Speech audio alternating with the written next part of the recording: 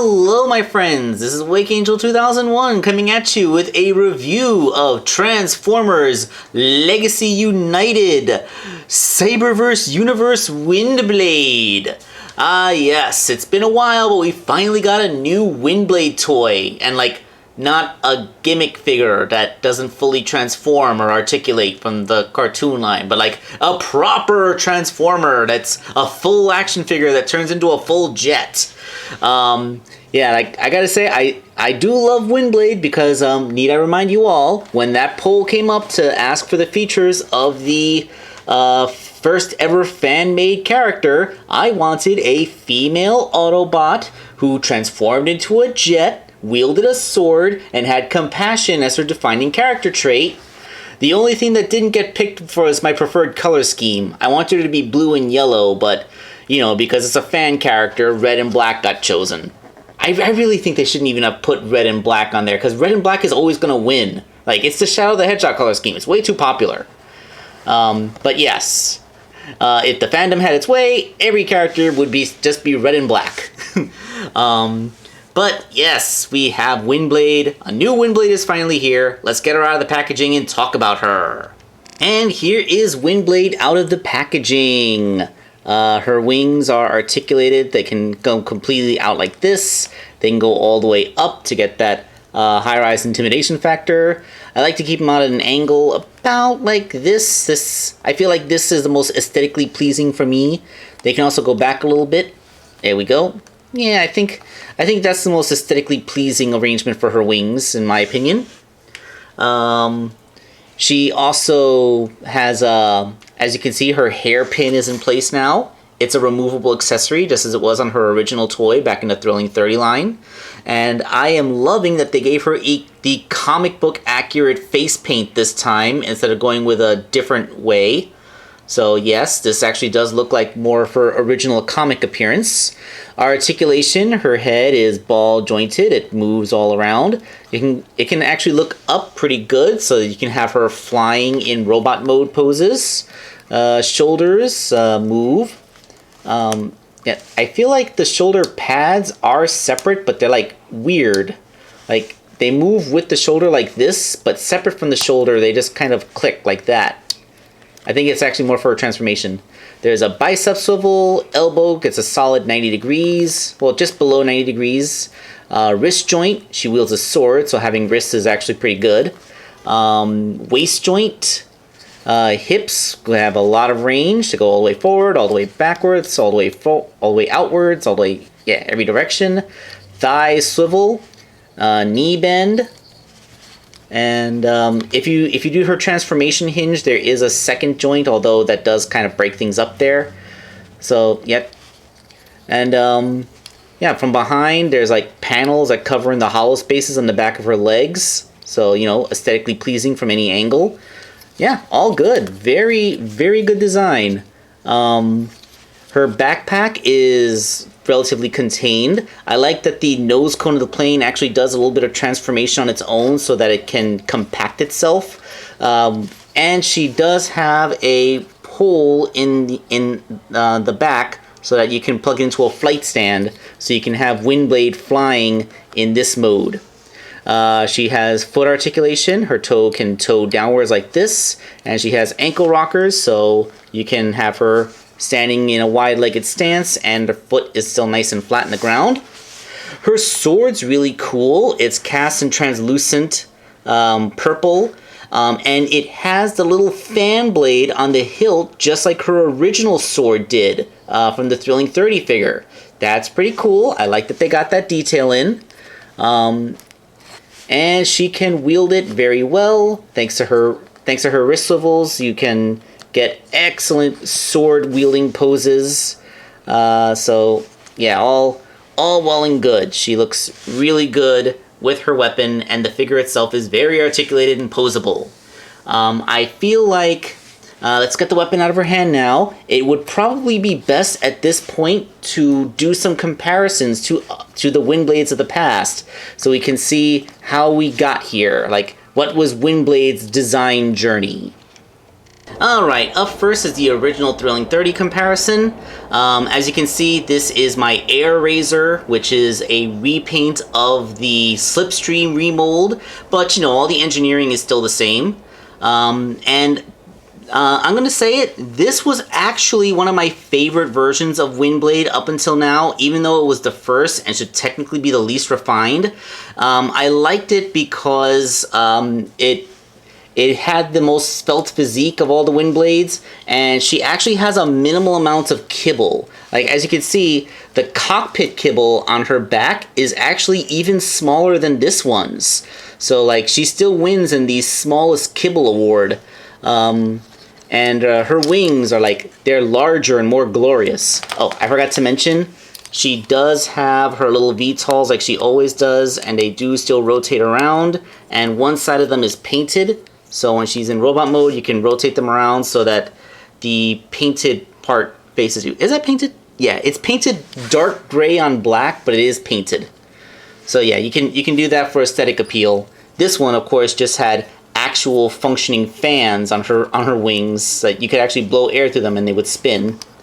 But yeah, like I'm holding a repaint of a remold, but like I'd still think that this was actually a really good figure at the time. Its biggest flaw was the heels, because like there's no locking mechanism that keeps her heels in place, so they could collapse inwards and the figure would fall backwards because of that. But that flaw aside, and this actually was a really good toy at its time. Like, yeah, it looked great. The next figure I have was, of course, the one from the Robots in Disguise cartoon, who actually looks significantly more like this, and I thought that this one looked pretty good, except that she is the queen of back kibble. Her knees are a little weak too, but that's up to individual taste. This one had a very big piece of back kibble back there. Like, she had much better heels, so she could carry it better, but like, look at how, like, she is deep, she is this deep. Like, this is her body, this is her kibble. Like, it's a very big difference. I always liked most of the features about this particular Windblade, except that kibble backpack was just way too big. And speaking of kibble backpacks, the Headmaster version of Windblade, despite having one of the nicest bodies of any of the Windblades that have come out so far, and to that date, the best comic book accurate look for her body, that is an egregious amount of kibble back there. I mean, look at that. Her cockpit starts up at her shoulders and it goes all the way down past her knees. It is a gigantic hunk that does nothing to minimize itself. It simply folds back. Of course, the reason why it's so huge is because it needs the cockpit to be unencumbered so that the Headmaster can sit inside, but they could have done something to minimize it. Like, it's just way too big back there. I wonder if this counts as being compromised for a gimmick. Also, she didn't have wrist swivels, despite the fact that she probably had one of the largest and most impressive swords of any Windblade figure. So, like, you know, biggest, most impressive sword, lack of wrist swivels, which limited the amount of posing she could do with it. So, yeah. Alright, so that's comparing her to her older sisters.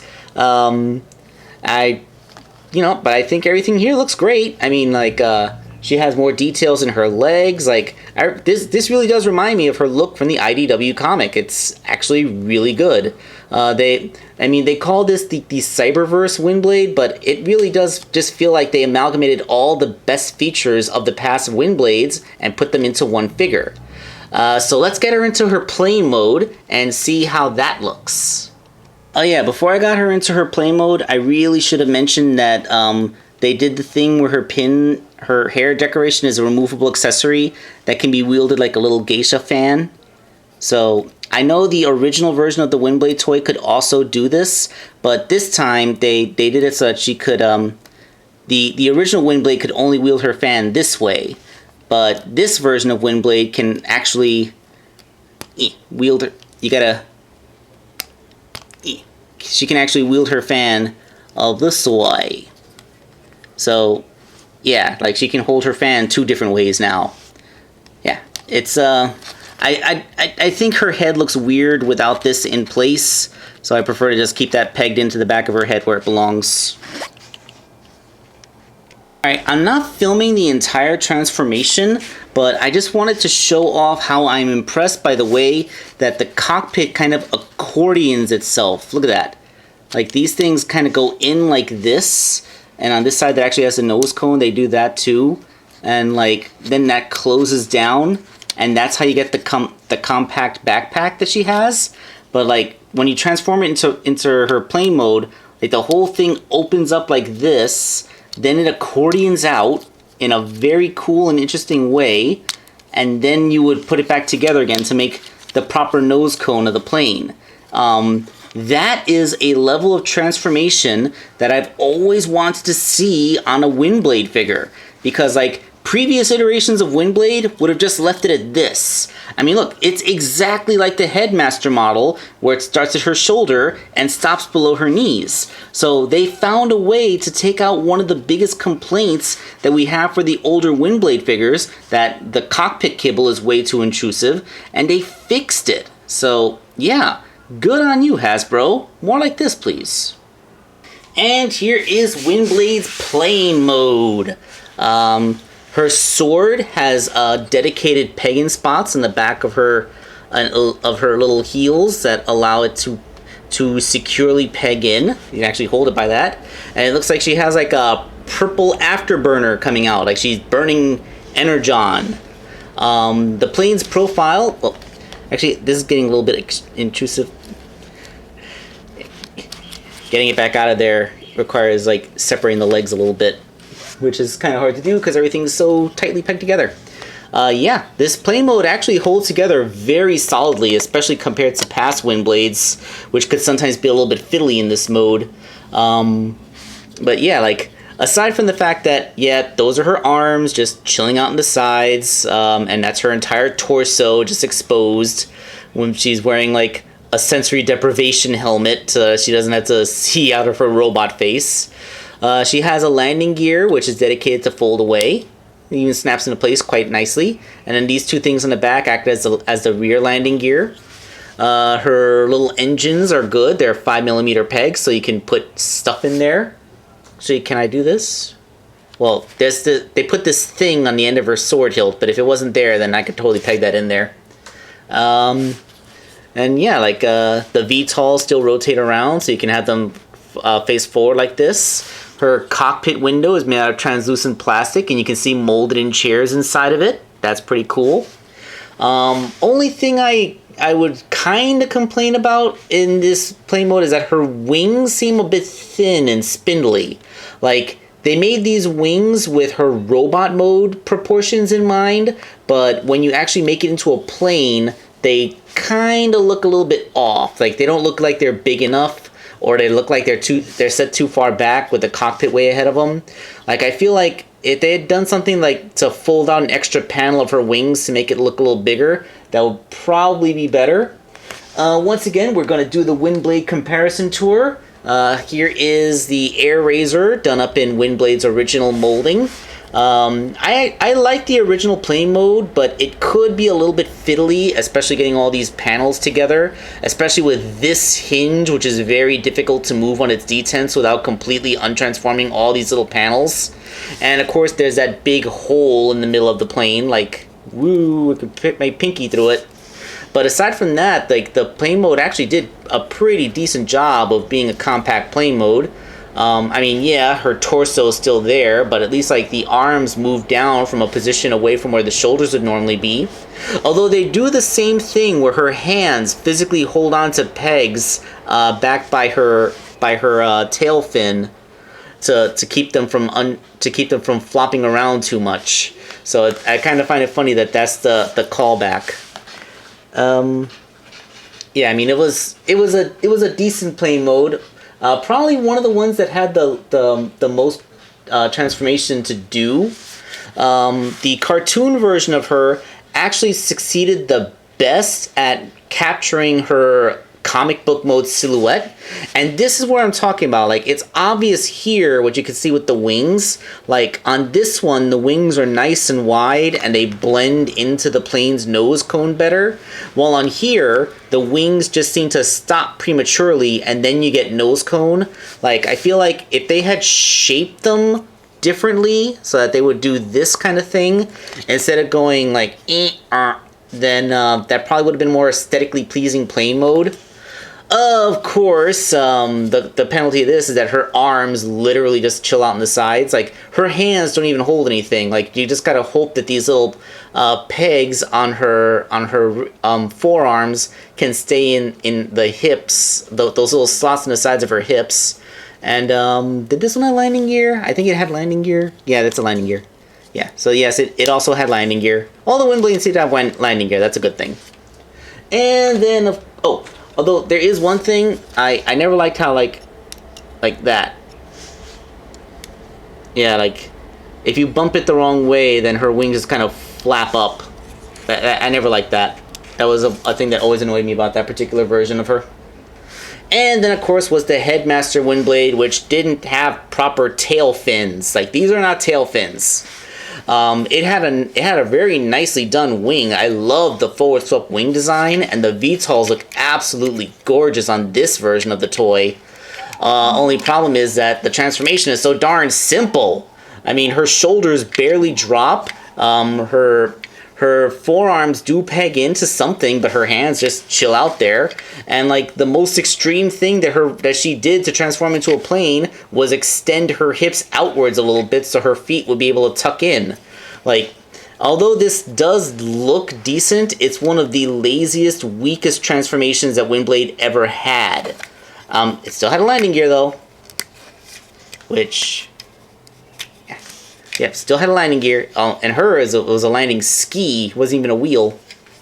But yeah, like, I feel like with complexity of the transformation and aesthetic appeal, this probably is the best we've gotten of Windblade so far. The only fault I have with it is the wings. Like, the wings are too narrow for what we're doing here. They should have been a little bit broader, a little bit more tapered here. Like, if this had just come up a little bit forward so that it could meet the fuselage of the plane up here, instead of the fuselage just kind of emerging from them, then, yeah, like that, it probably would have succeeded better than looking like a brick with a couple of little wings coming out the top, you know? A little bit too brickish, but it's still pretty decent. And you can hold it and go, it still works. Still works for all your Neum needs. But yeah, that is my final verdict on Windblade. Fantastic robot mode, great posability and articulation, interesting complex transformation that does a lot of things that they don't normally do on Windblade that makes her feel interesting and well engineered, and a plane mode that's at least decent. The wings look a little bit weird, but aside from that, everything on else is fine. It pegs in very solidly and looks... It pegs in way more solidly than the original figure does. It does a better job of holding together and being solid than the cartoon version, and it's more complex and interesting to do than the Headmaster version. This is a great figure, although I'm probably not going to keep her in plane mode for very long because that robot mode is way better. So, yep, thanks for watching this video, and this is WickAngel 2001 signing off.